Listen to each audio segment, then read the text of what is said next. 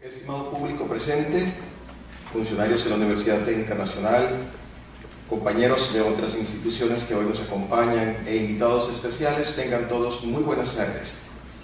Para la Universidad Técnica Nacional, en la figura de la Vicerrectoría de Investigación y Transferencia y del Observatorio sobre Equidad en Educación Superior, es todo un placer recibirlos en esta actividad tan importante del foro inaugural del Observatorio sobre Equidad en Educación Superior. Vamos a dar inicio con este acto formal, primeramente escuchando las palabras de inicio a cargo de la señora Ana Ligia Guillén Urate, quien es la coordinadora del Observatorio sobre Equidad en Educación Superior. Muy buenas tardes a todos y todas. Señor Marcelo Prieto, rector de la Universidad Técnica, señor Francisco Romero, vicerrector de Investigación y Transferencia, invitados especiales, expositores que nos acompañan el día de hoy, señores y señores estudiantes, miembros de diferentes organizaciones estudiantiles y compañeros y compañeras de la comunidad de la Universidad Técnica Nacional.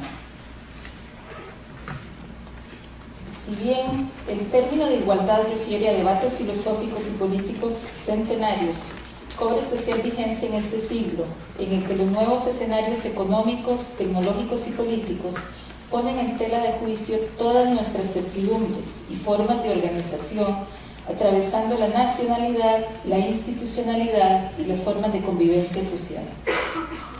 En el caso latinoamericano, los modelos económicos aplicados en forma generalizada a partir de las últimas décadas del siglo XX configuran al continente en el contexto de la globalización. En Latinoamérica, las brechas de desigualdad no han podido ser superadas. Lejos de reducirlas, las políticas económicas del final del siglo pasado y del presente las afianzaron en una dinámica estructural que no ha permitido su eliminación a pesar de los esfuerzos diferentes, tanto en escala como en magnitud, que realizan las naciones. En educación, las repercusiones de este modelo enmarcan un escenario muy complejo que añade dimensiones y tensiones a las que ya existían. Por una parte, se da la imposición de modelos educativos homogenizantes que no consideran las diferencias de los diversos países, sus procesos y sus poblaciones a la hora de generalizar sus propuestas curriculares, dando pocos espacios y alternativas a la formación del pensamiento crítico y a la acción más allá de la que señala el mercado. Este contexto nos obliga como universidades a repensar el papel de lo educativo, tanto en su función de transmisión y producción de conocimiento, como en su mecanismo de integración social. Por otra parte, se dan brechas importantes en la cobertura, calidad y alcance educativo, tanto entre países como al interior de ellos. La brecha entre países es tal que, según la CEPAL, los países más avanzados de la región exhiben un retraso de 20 años respecto a los países desarrollados en materia de formación profesional.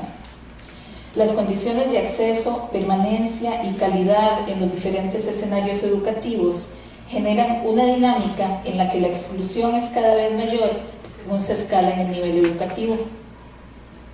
Además de las desigualdades estructurales asociadas a la calidad de la oferta educativa, a la infraestructura, a la formación profesional del cuerpo docente, la organización y el presupuesto, entre otros factores, se generan desigualdades dinámicas asociadas generalmente a condiciones específicas del estudiantado, reproduciendo y ampliando las brechas por género, etnia, zona geográfica, discapacidad y otras más que se asocian indisolublemente con la pobreza. Ante ello, Latinoamérica ha hecho una apuesta agresiva, alejándose positivamente en alfabetización y cobertura de las estadísticas de otras zonas subdesarrolladas del mundo, especialmente en los niveles de primaria y secundaria.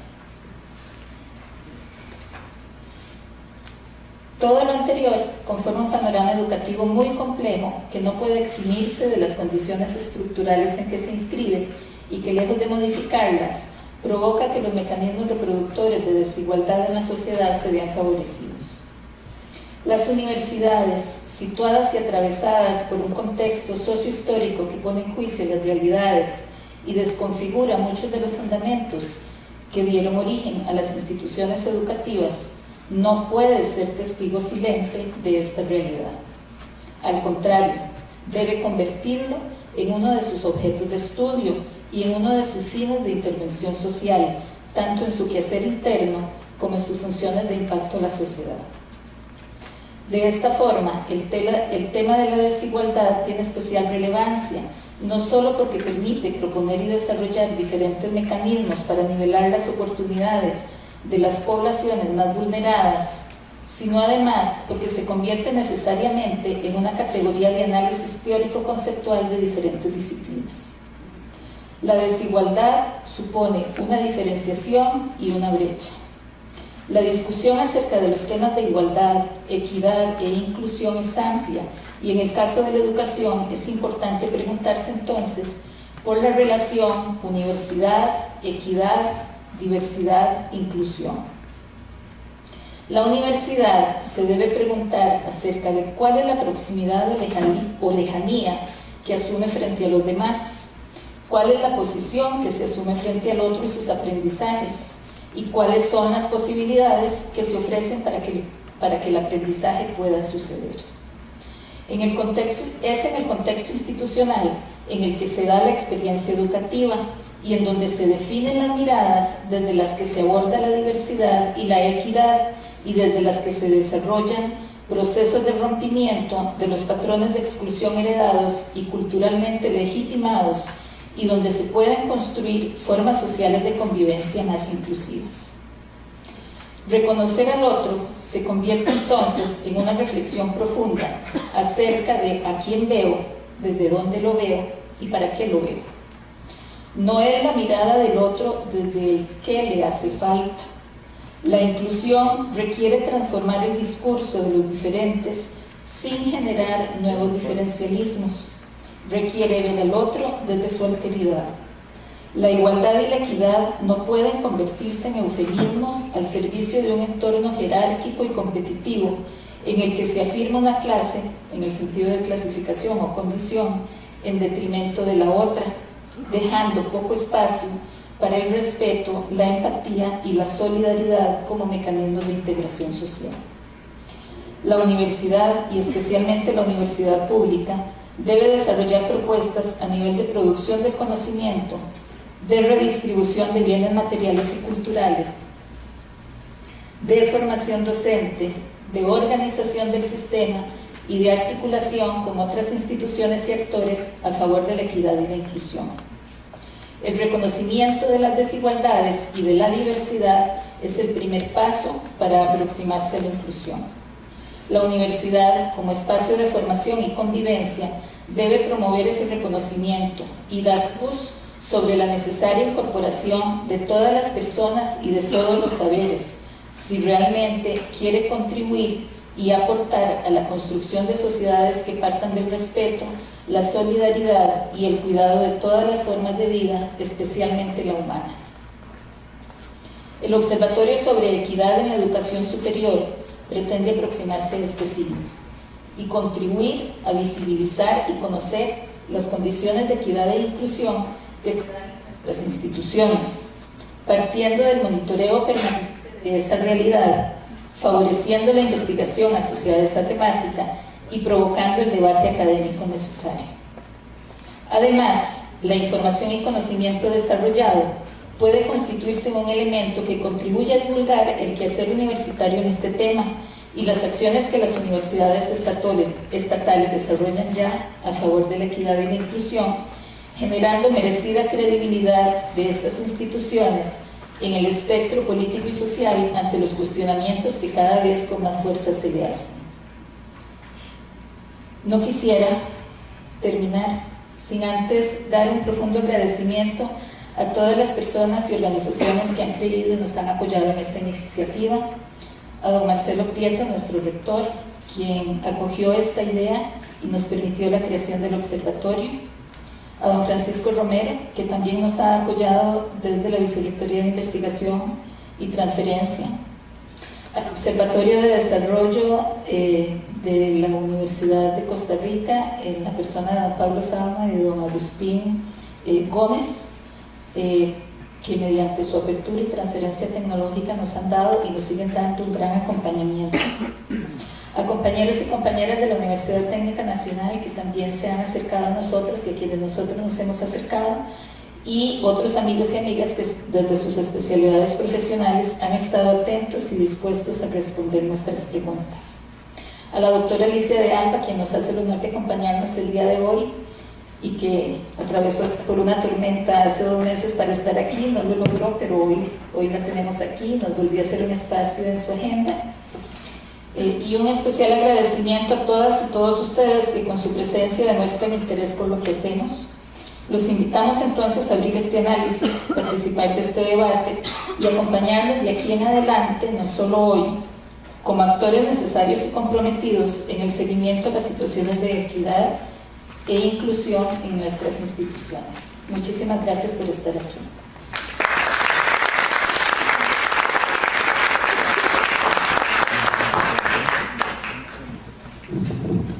Muchísimas gracias a doña Ana Ligia por este discurso de recibimiento y de apertura de este primer foro. Vamos a escuchar también las palabras del señor Francisco Romero Rollo, vicerrector de Investigación y Transferencia, quien también trae un mensaje con respecto a este acto inaugural. Don Francisco, por favor. Muy buenas tardes a todos, bienvenidos a esta su casa, la Universidad Técnica Nacional. Para nosotros es un verdadero honor tenerlos aquí esta tarde. Señor rector Juan Marcelo Prieto, rector de la Universidad Técnica Nacional, doña Ana Ligia Guillén, coordinadora del observatorio, señora Alicia de Alba, investigadora de la UNAM, muchísimas gracias, doña Isabel Vázquez, representante de la UNAM en Costa Rica, Isabel, distinguidos representantes de otras universidades, compañeros vicerrectores, compañeros todos de la Universidad Técnica Nacional y estimados estudiantes.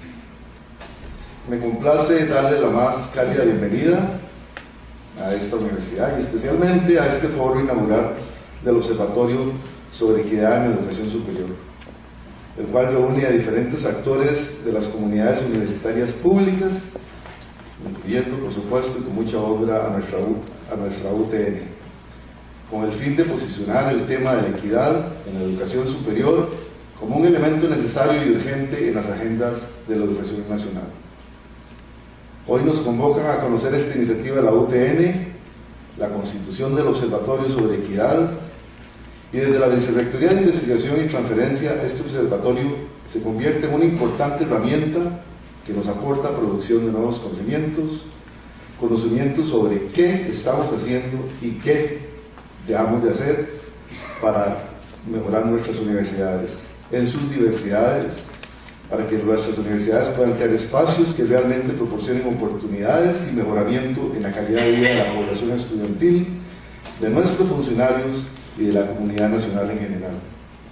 Entonces, enhorabuena, bienvenida a esta iniciativa. Iniciativa que se articula con los orígenes de esta universidad, que se constituyó desde un inicio con la población estudiantil, que entre sus necesidades estaba compaginar lo laboral con lo académico y tener acceso cercano a un centro de estudios que por su condición de desigualdad socioeconómica y territorial no lo tenía. Bienvenidos a esta universidad que se enorgullece de su regionalización también.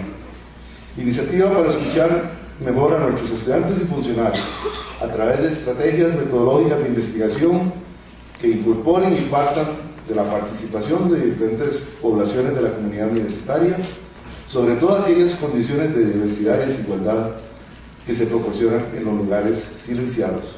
Iniciativa que abre puertas a temas nuevos para que sean estudiados con la rigurosidad científica que se requiere. En fin, una iniciativa que nos permite mirarnos en nuestro quehacer y, por supuesto, mejorarlo. Brindar apoyo a esto es un eje importante en la Vicerrectoría de Investigación y Transferencia y una prioridad para nuestra universidad. El observatorio nos alienta a seleccionar temas que nos convocan alrededor de cómo hacer nuestras aulas, nuestros laboratorios, nuestras bibliotecas, nuestros procesos de acceso, nuestras metodologías pedagógicas y nuestros currículum y nuestras investigaciones más inclusivas para el beneficio de todos y todas. Que identifiquemos buenas prácticas que realmente proporcionen oportunidades reales a las mujeres, a todas las personas, a personas diversas por sus calidades físicas, etarias, socioeconómicas, regionales y étnicas. Y que también esta iniciativa sea importante para crear una cultura institucional capaz de construir en sus procesos de selección, de promoción y de trayectoria mecanismos para una equidad interna. Este observatorio entonces nos reta y nos estimula al diálogo, al encuentro y al intercambio de ideas y perspectivas diversas que coexisten en cualquier lugar habitado por los seres humanos y en específico en los terrenos de la investigación. Y nos retan porque dentro de estas perspectivas debemos tener presente la articulación del conocimiento científico y tecnológico con la pedagogía, con las humanidades, con la filosofía y con las ciencias sociales, con una verdadera transdisciplinariedad. Es una oportunidad para hacer converger diferentes saberes, los que nos aportan las ciencias duras con aquellas ciencias que nos proporcionan sentido a los avances de la tecnología y la innovación. Es una oportunidad, un reto para pensar también cómo incluir estos saberes que nuestros estudiantes, miembros de comunidades de diferentes zonas de este país, traen como bagaje cultural, de manera que puedan sistematizarse, contrastar y encontrar evidencias mediante métodos rigurosos, confiables y fiables, a fin de incorporarlos como conocimientos legítimos y una contribución importante al mundo. Es importante para nosotros la investigación, darle seguimiento a esto y poder evidenciar cosas que pasan. Quiero contarles muy brevemente un ejemplo. Hicimos en una región lejana del país unos experimentos determinando dos cosas: qué tipos de peces se adaptaban mejor a la región y cuál era la carga animal, la densidad de peces que podíamos poner por hectárea bajo esas condiciones de alta temperatura, alta humedad y también alta precipitación. Sacamos un resultado científico de eso. Pero entonces empezamos a validarlo en diferentes lugares y empezamos a validar en los colegios técnicos profesionales para enseñar a los muchachos de zonas alejadas también a producir eso.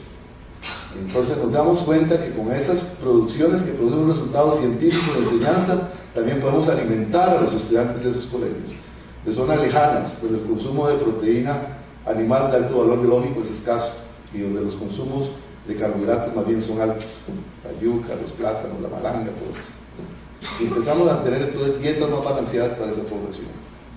Pero como nos dimos cuenta que eso es importante, incluimos a las mujeres de zonas rurales y que no tienen otras alternativas para generar algunos ingresos en sus hogares relativamente de muy bajos recursos, las empezamos a capacitar. ¿En qué? En cómo preservar esos pescados, esos peces, esos pescados, para poder tener una venta. ¿Cómo? Haciendo embutidos de pescado. Y enseñamos a las mujeres a que tuvieran su pequeña empresa y que vendan y que almacenen también de cuanto el tiempo la cosecha para el resto del año, mientras vienen las próximas cosechas, almacenen esto. Eso me parece que es una cuestión que es importantísima como parte de la investigación, pero sin un observatorio que verdaderamente le dé seguimiento a esto, analice y nos vaya diciendo, ojo, cómo se hacen las cosas más inclusivas, menos inclusivas, cómo participa verdaderamente en la investigación que estamos realizando para darle una mejor equidad a ciertas poblaciones y ser más inclusivos. Esto no es posible, y por eso para nosotros este tipo de acciones como las de hoy es muy importante. Deseamos un observatorio que se consolide, que logre sus objetivos, permanezca como un espacio importante en la comunidad académica, dentro y fuera de nuestra querida Universidad Técnica Nacional. Así que nuestros mejores deseos y apoyos para esta gran iniciativa. Muchísimas gracias, señor rector, por todo el apoyo que nos ha dado. Muchas gracias a todos ustedes y que pasen una muy feliz Navidad. Gracias. Muchas gracias, don Francisco, por esas palabras. Y de inmediato vamos a escuchar también al señor Marcelo Prieto Jiménez, rector de la Universidad Técnica Nacional, con su discurso para este foro inaugural.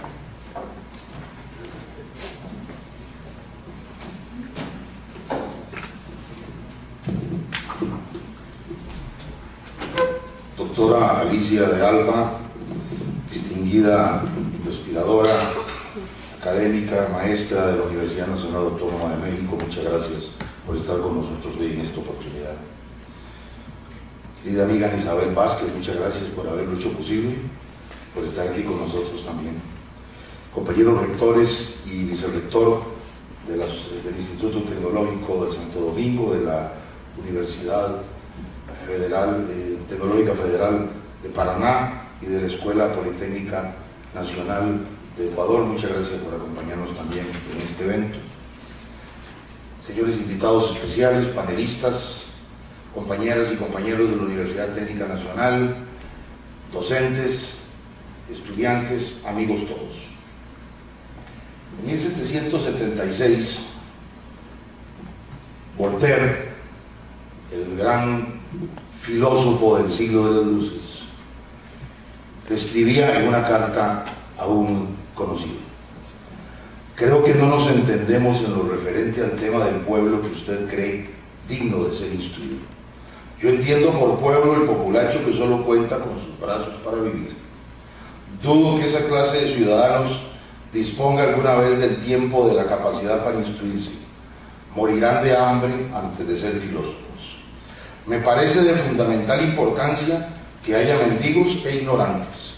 Si usted, como yo, hiciera valorar un terreno y si tuviera usted arados, sería usted de mi opinión. 15 años después, Mirabeau, en plena Asamblea Nacional Francesa, en 1776, le responde en el arco del tiempo a Voltaire y dice: aquellos que no desean que el campesino sepa ni leer ni escribir, sin duda alguna se han hecho un patrimonio de su ignorancia y sus motivos no son difíciles de apreciar.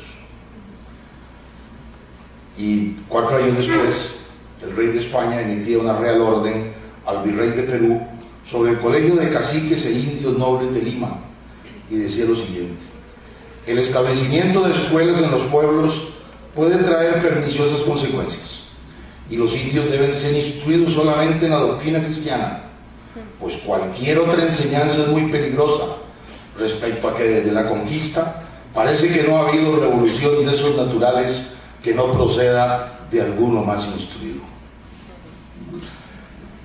Esa dicotomía, esas versiones contradictorias, esos enfoques están permeando permanentemente el concepto de educación, incluso en los tiempos modernos, lamentablemente. En su sentido clásico y a la vez más amplio, la educación está vinculada de manera directa a la transmisión de conocimientos y normas sociales a los miembros más jóvenes de una comunidad por parte de los más viejos, o en general de quienes poseen esos conocimientos y han internalizado esas normas sociales. La educación entendida en ese sentido está perfectamente expresada en la tradicional definición de Emile Durkheim, quien expresó que la educación es la acción ejercida por las generaciones adultas sobre las que aún no están maduras para la vida social y tiene por objeto desarrollar en el niño cierto número de estados físicos, intelectuales y mentales que exigen de él la sociedad política en su conjunto y el medio social al que está particularmente destinado. En ese sentido tan general y amplio, el proceso educativo, de educación, tiende a confundirse con el proceso de aculturación, o más propiamente con el proceso de socialización del individuo, con ese modelado que lo convierte en un ser social. Sin ese modelado que denominamos socialización, la sociedad no podría perpetuarse más allá de una generación y la cultura no podría existir. En ese sentido completamente amplio, la educación se confunde con la totalidad de las influencias recibidas, sociales recibidas por el individuo, producidas conscientemente o no por los más variados agentes y en los más diversos procesos.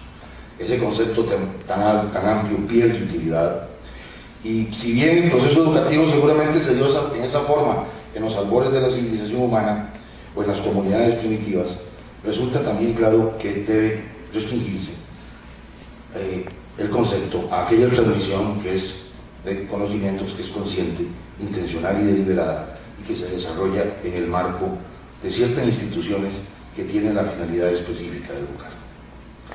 Para algunos, al concebirse la educación básicamente como un medio de transmisión de conocimientos y patrones sociales y culturales heredados, al ser producto de una determinada estructura social y reflejarla, el proceso educativo es fundamentalmente conservador. La principal función que cumple es la de permitir el mantenimiento, el ajuste superficial y la reproducción del orden social del que surge. Se ha recalcado así muy enfáticamente en algunas corrientes de pensamiento la función conservadora de la educación, rompiendo con el poder de transformación social y política que también tiene la educación y que consigue el proceso educativo como necesariamente democratizador. La educación refleja la sociedad, pero ese reflejo no es homogéneo, precisamente porque la sociedad es una realidad compleja y multiforme. No puede, desde luego, desdeñarse desde ningún punto de vista el papel transformador de la educación, porque la educación no es un hecho aislado en la vida social. Se explica por esta, sin que por ello sea una mera variable dependiente, correspondiéndole también el rol de variable interviniente, dice la moderna sociología de la educación. La educación no es simplemente un reflejo mecánico inerte de la realidad social en la que se desenvuelve y surge. Existe una relación de interdependencia recíproca entre el proceso social y el proceso educativo. Y si bien la educación surge de una realidad social, económica y política determinada y la refleja en principio en sus rasgos generales, es capaz, ciertamente, de influir sobre esa misma realidad social de muchas maneras. E incluso, aunque no fuera más que por el conocimiento que de esa realidad aporta a sus miembros, a quienes dota, quieras o no, de instrumentos conceptuales y analíticos para comprenderla y eventualmente actuar sobre ella. Existe una función transformadora de la educación en sí misma, en cuanto tal, que no puede ser menospreciada y que debe ser, por el contrario, reforzada. La educación reacciona sobre la sociedad en la que surge, refleja también sus contradicciones, pero influye sobre ella. La relación sociedad-educación no es mecánica, determinista y de una sola vía. Abre caminos de transformación e inclusión. Y la apertura de más participación en la educación y de más acceso a la educación refuerza fundamentalmente esa función transformadora. Históricamente, la demanda popular por la ampliación de las oportunidades educativas ha estado ligada a la convicción de que la educación es la principal palanca o medio de movilidad social, de promoción personal y de mejoramiento económico. La lucha por ampliar el acceso a la educación y los logros que se fueron obteniendo en este proceso determinaron una significativa y muy positiva ampliación de las oportunidades educativas en América Latina. La gran expansión cuantitativa de la educación en las últimas décadas del siglo XX es el resultado directo de ese proceso en el que el Estado ha jugado un papel fundamental. La ruptura de los mecanismos discriminatorios en el acceso a la educación es una conquista fundamental de los trabajadores latinoamericanos, pero esa incorporación de sectores cada vez más amplios de las capas populares a la educación ha venido acompañado, en muchos casos, por el surgimiento de mecanismos discriminatorios en el interior del propio sistema educativo que deben ser analizados cuidadosamente si se desea que la educación sea realmente un instrumento válido de democratización de la sociedad, de movilidad social y de legítima promoción personal. Ocurrió, en palabras del maestro uruguayo Germán Rama, que cuando las masas se incorporaron a la educación, se requería, para que fuera apta para los propósitos de movilidad social, que la formación incluyera conocimientos efectivos y en especial científicos e instrumentales. Sin embargo, agrega el maestro Rama, por la dinámica de la expansión cuantitativa de la matrícula, por la falta de estructuras académicas cuantitativas consolidadas y por el interés de grupos de poder de neutralizar los efectos de la democratización educativa, el proceso fue acompañado de una disminución considerable del conocimiento transmitido. Los problemas descritos se han visto agravados por el hecho significativo de que donde más deteriorada se ha visto la calidad de la educación es precisamente en las escuelas y entidades educativas establecidas en las comunidades con un mayor componente de marginalidad social, como las escuelas rurales, alejadas por las escuelas de las zonas urbanas, periféricas y marginales. Es en esas escuelas, donde la infraestructura educativa está en peores condiciones, donde la carencia de materiales, medios de enseñanza y recursos instruccionales es más notoria y donde generalmente se estrenan los nuevos docentes incorporados al sistema educativo, es decir, donde van a dar lecciones los menos experimentados y los menos preparados para enfrentar graves problemas de aprendizaje derivados de las condiciones sociales, económicas y culturales de los educandos.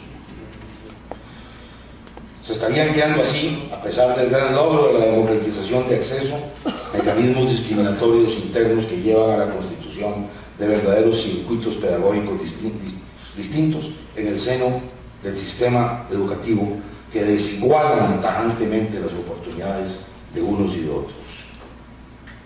Si estas proposiciones son correctas, como la evidencia nos dice que lo son, se estarían desarrollando los procesos descritos con toda claridad por la teoría del reproductivismo educativo y por los enfoques que el gran maestro francés Pierre Bourdieu ha aportado a la sociología de la educación.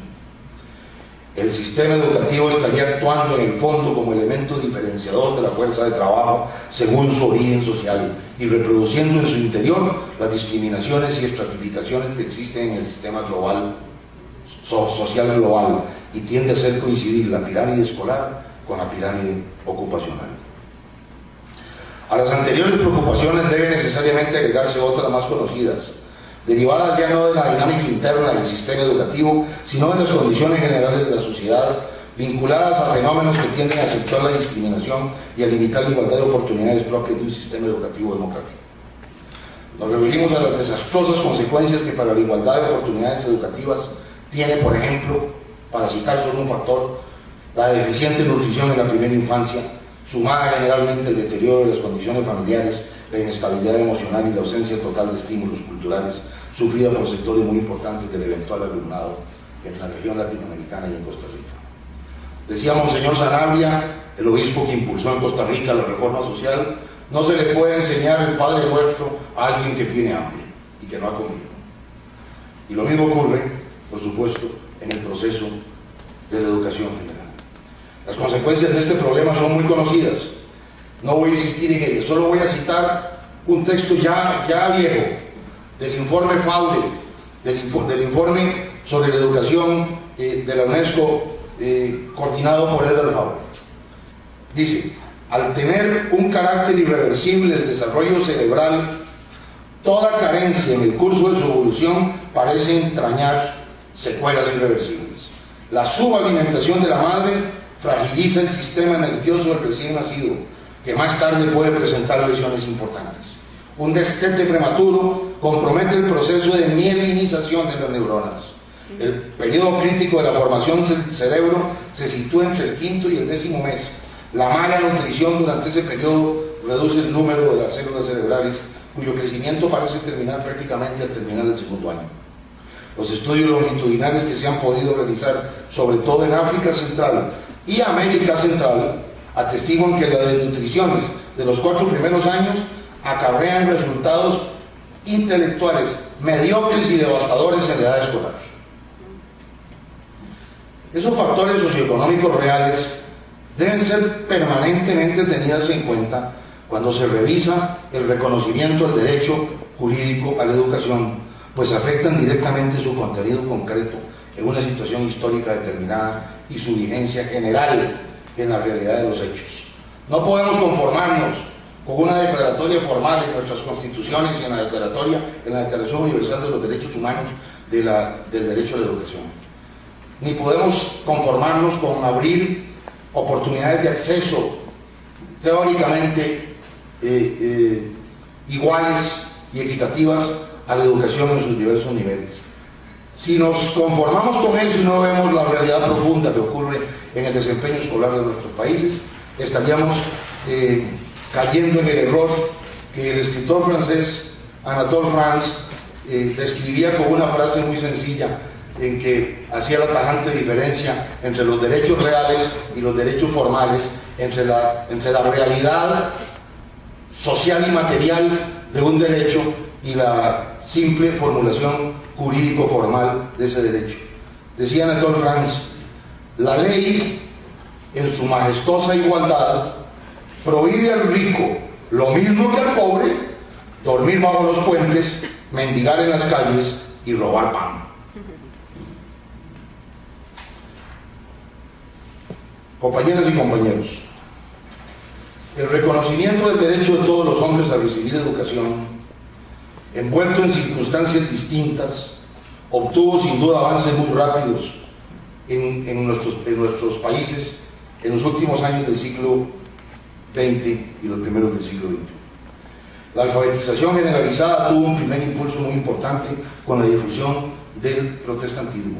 La creencia que a través de la lectura de la palabra divina, a través del estudio individual de la Biblia, se lograba la comunicación con Dios, convirtió la lectura en una necesidad religiosa y le convirtió al acto de aprender a leer una dimensión trascendente que habría de servir de motor histórico a la alfabetización.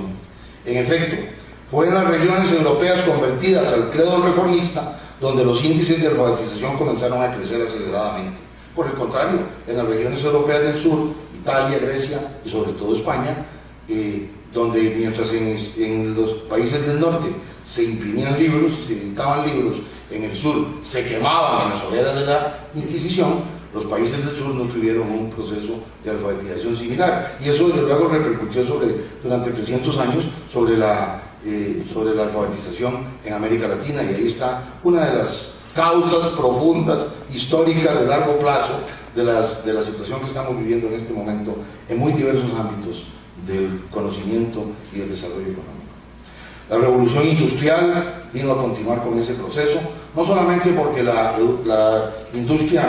expansión de la industria requería obreros con una calificación mínima que pudieran entender el funcionamiento de las máquinas, sino también por una lucha, es necesario reconocerla, del movimiento obrero, que planteó una tesis permanente de expansión de la cobertura educativa.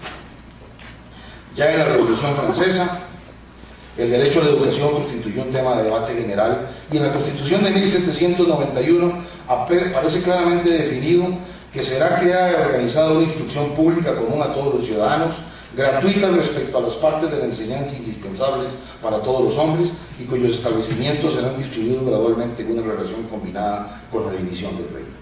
En la Declaración de los Derechos del Hombre y el Ciudadano de 1793, el artículo 22 postuló que la instrucción es necesaria a todos, es decir, es un derecho. La sociedad debe favorecer con todo su poder los progresos de la razón pública y poner la instrucción al alcance de todos. En América Latina, la educación colonial, aristocrática y excluyente no tuvo la menor apertura a la incorporación de sectores no dominantes. El derecho a la educación no encontró expresión sino después de la independencia. Prácticamente en todas las cartas constitucionales de los Estados Unidos del proceso emancipador se hace constar jurídicamente la importancia concedida a la educación, estableciéndose que constituye una obligación del Estado, bajo cuyo control se coloca.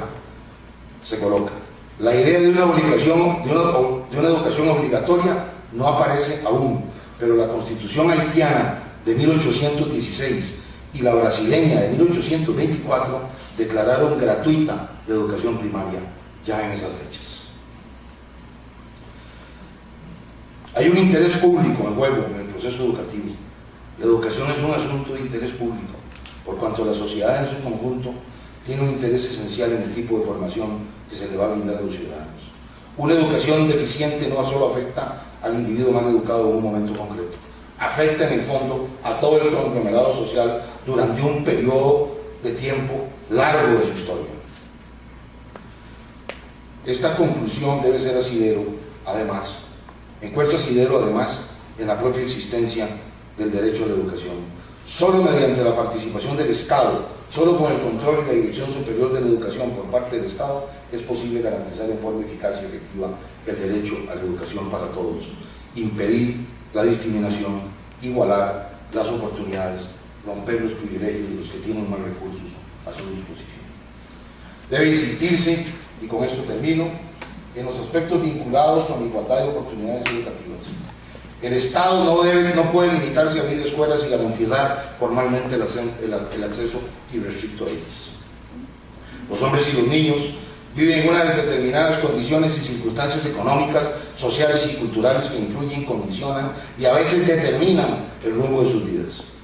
Los problemas relativos a la nutrición infantil, a la calidad de la enseñanza y al valor de los conocimientos transmitidos en las escuelas de las comunidades pobres y periféricas, el vaciamiento de contenidos educativos en los niveles escolares a los que acceden los nuevos sectores sociales favorecidos con expansión cuantitativa, entre otros, deben ser enfrentados seriamente por el poder público si no se quiere que el derecho a la educación se vuelva nugatorio y se convierta en una mera declaración formal y vacía.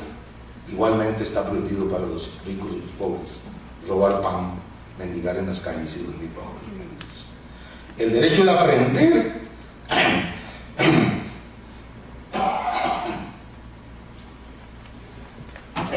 aprender debe ser protegido para los más necesitados si se desea que el esfuerzo personal siga siendo el medio de promoción y mejoramiento reconocido como fundamental en la sociedad democrática.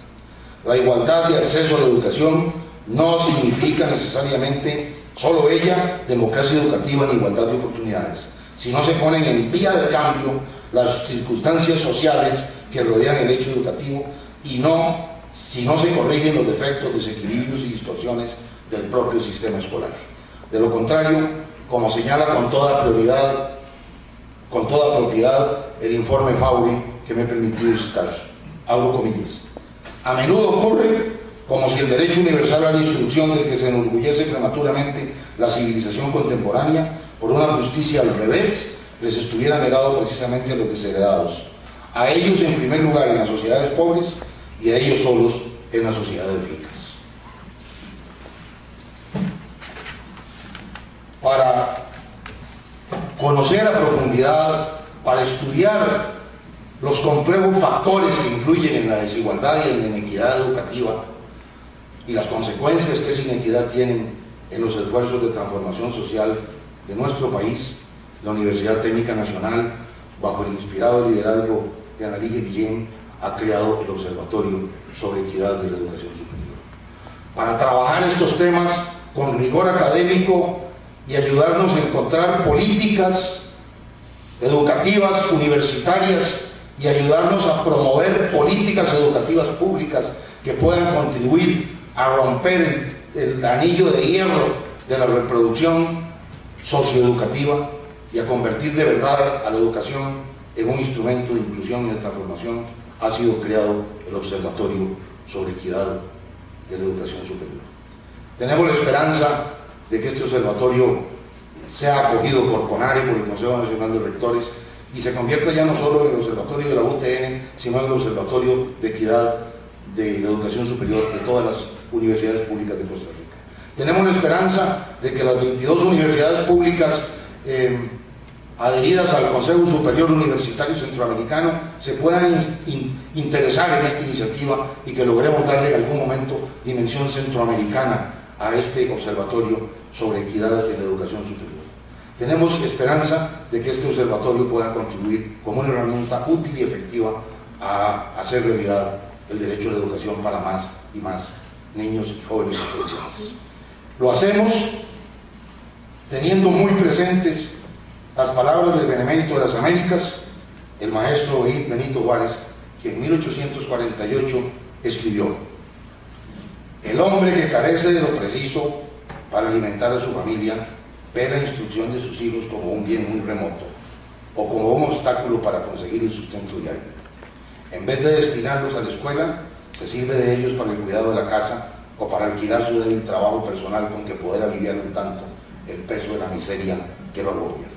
Si ese hombre tuviera algunas comodidades, si su trabajo diario le produjera alguna utilidad, él cuidaría de que sus hijos se educasen y recibiesen una instrucción sólida en cualquiera de los ramos del saber humano. El deseo de saber y de ilustrarse es innato en el corazón del hombre. Quítense de las trabas que la miseria y el despotismo le oponen y él se ilustrará naturalmente, aun cuando no se le dé una protección directa. Muy conocidas son las causas que producen esa miseria entre nosotros. Teniendo esa luminosa referencia en nuestra mente, hagamos del observatorio de verdad un instrumento de transformación educativa para la educación superior costarricense. Muchas gracias por estar aquí ayudándonos en ese esfuerzo.